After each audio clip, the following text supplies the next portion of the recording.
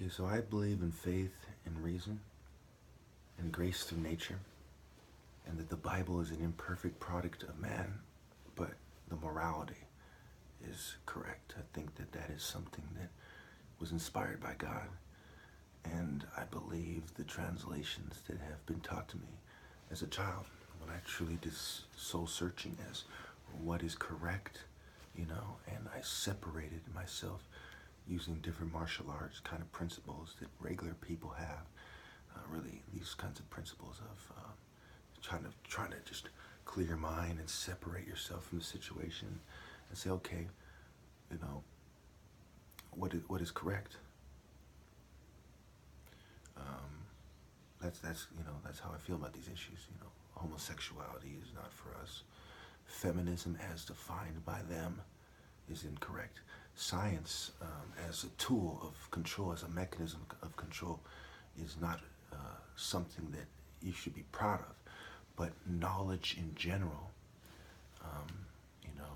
is something to be proud of. So the dangers of becoming, one of them is as follows.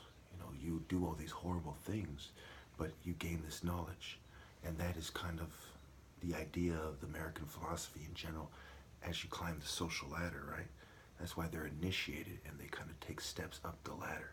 It also represents the philosophy of life and the path in which one should take to be successful in a Masonic society.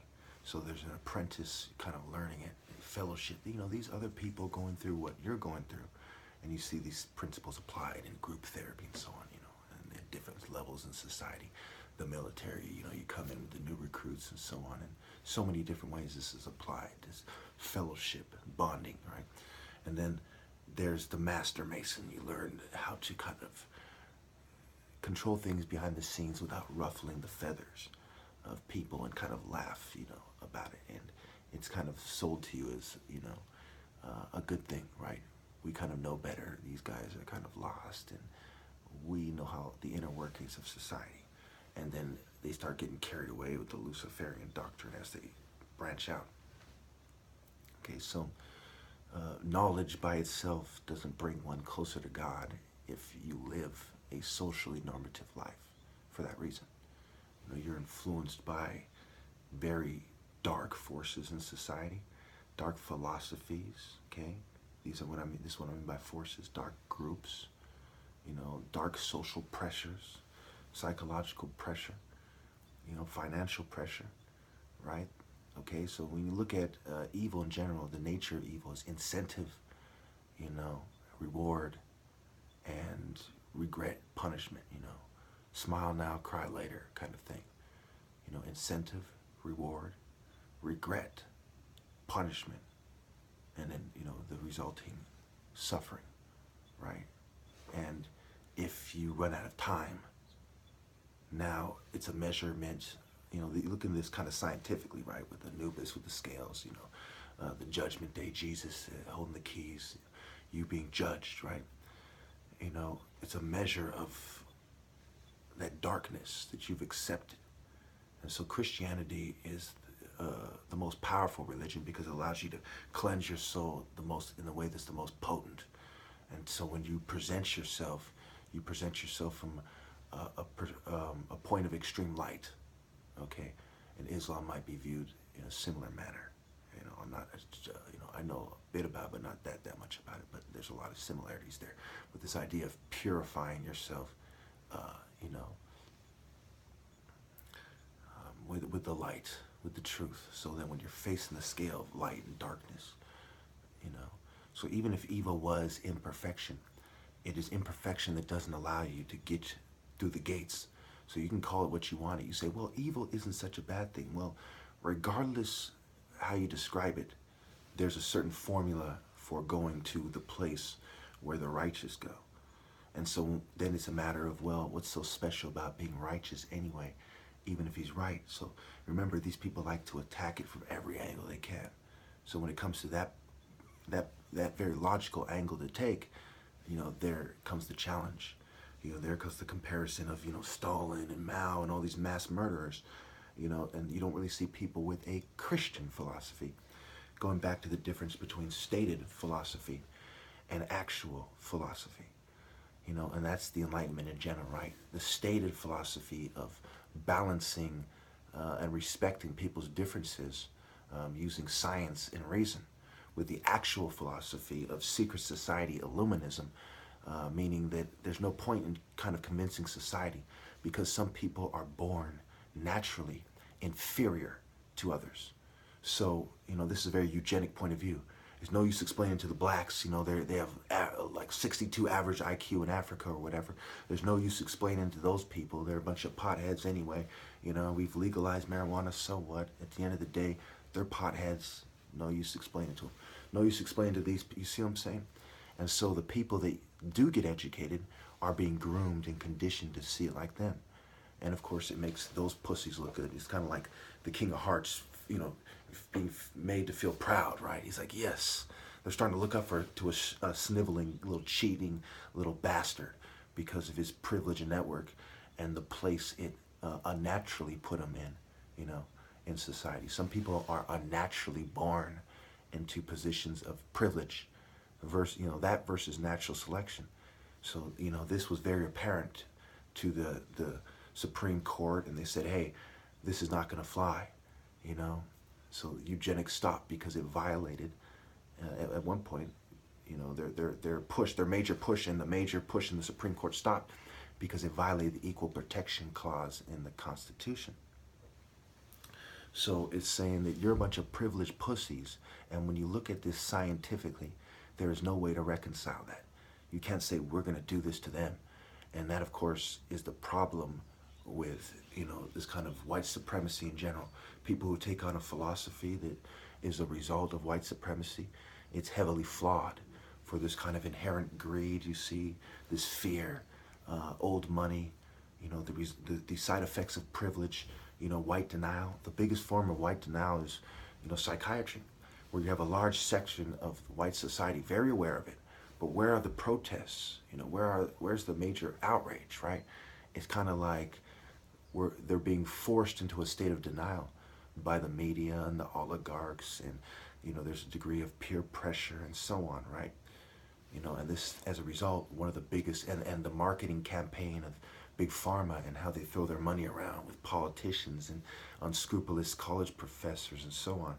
So when all is said and done, there's this huge white denial when it comes to psychiatry, which is the main form of oppression. It is saying we are outside of the law and we cannot be examined by the law. The opinions of people who come from the same kind of sector of, same kind of philosophical view, the psychiatry is okay in the first place, that in modern society, these are the tools we have and we should apply them, and these people who by their actions, right, stated philosophy versus actual philosophy, they force medicate people, they drug people, they sit there, in their little meetings and decide people's fate behind the scenes in the same hypocritical manner that the oligarchs do in general. They don't know what they're talking about. They have this kind of network of people helping them out, researchers and chemists and all these other people. But even together, they don't know what they're talking about, right? And they're deciding the future for all of us. And they're forcing on us to the point where people are being forced medicated. And it is their lack of morality that allowed them to go to that path in the first place. In other words, we look at my martial arts philosophy, for instance. I wouldn't go to, be a UFC fighter because of my philosophy. For the same reason I wouldn't be working for Big Pharma. The type of people who are psychiatrists and who work for these people in the first place, are pretty much people whose philosophy has led them there for one reason or another. So at the end of the day, it is the opposition view, at least the vast majority of them gathered together, working behind the scenes in a hypocritical manner, influenced by the financial incentives of Big Pharma and kickbacks and so on, covered up by the federal government who treats Big Pharma with more privilege than the bankers, but the outcry is against the bankers and not Big Pharma. The reason why you can't successfully mobilize against the bankers is because of Big Pharma. Without Big Pharma, the debate is live, And naturally, when the debate is live, truth reigns supreme. But when you have this sector of society that all shares the same view, that wants to drug society into, conformity, and when worst comes to worst, they cry national security and say if the people knew what was actually going on, they would rebel and start blowing shit up and shooting us and stuff like this, right? And then these hypocrites, a lot of them are Buddhists and stuff, talking about karma, a lot of them say, well, that's what you get to motherfuckers every day. It's like, well, that is naturally what you should get if it comes to that. But me personally, I don't think it would come to that, especially if they did the right thing, which their philosophies aren't enabling them to do, because they're moderate, because they're pussies. They don't actually believe with passion and devotion, right? The reason why great warriors aren't celebrated in society, because this, and we take this kind of, this kind of watered down version of it, right? It all goes back to philosophy. If we put an emphasis on the great warrior as a spiritual figure, as a natural leader, what would happen to all the leaders we have? Poof, gone. They're where they should be. They have to drug you in order to be in charge, and they have to drug you in order for the bankers to keep moving, period. And so they drug you with crack, they drug you with weed, they drug you with prescription drugs, they make it popular with their media, right? These are all people who share the same philosophical values, the same and similar cultural values, overlapping cultural values. And they are anti-Christian values. So at the end of the day, when you look at their own manual, how they define their enemies and more is based on their philosophies. People group together. It's right there in their own handbook. This is from like 2009 or something, not that long ago. They define their enemies, and historically that's how they perceive people as define their enemies, which is how it is, by philosophy. So to say, hey, just because I see it like them and not like you, doesn't mean, it does mean. They are you when you follow that train of thought to its finish. They are you when you have enough money. They are the average one of you. Your philosophy is bad for society as a whole. It might make you feel good and make you feel like it sets you free. Hell, it might even set you free. But when applied to society as a whole, your philosophy keeps us from going to heaven. It makes us miserable. It's debt, it's consumerism, it's materialism. It's let's all get along and pretend nothing's wrong so we get along. Why people suffer. The wisest and the best suffer. Our problem is cultural and philosophical. And it's a result of Eurocentrism. It's a result of Talmudic philosophy. It's the result of Illuminism under the guise of reason.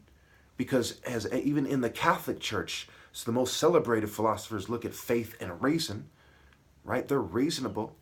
But when you see the church presenting the same arguments that these people present, you can't say, hey, it's Christian pedophiles, it's Catholic pedophiles. No. They're following their hierarchy. They're part of the church, which is making the same kind of gay-friendly arguments you're making. They are with you philosophically, regardless where they claim to be. Again, stated philosophy versus actual philosophy.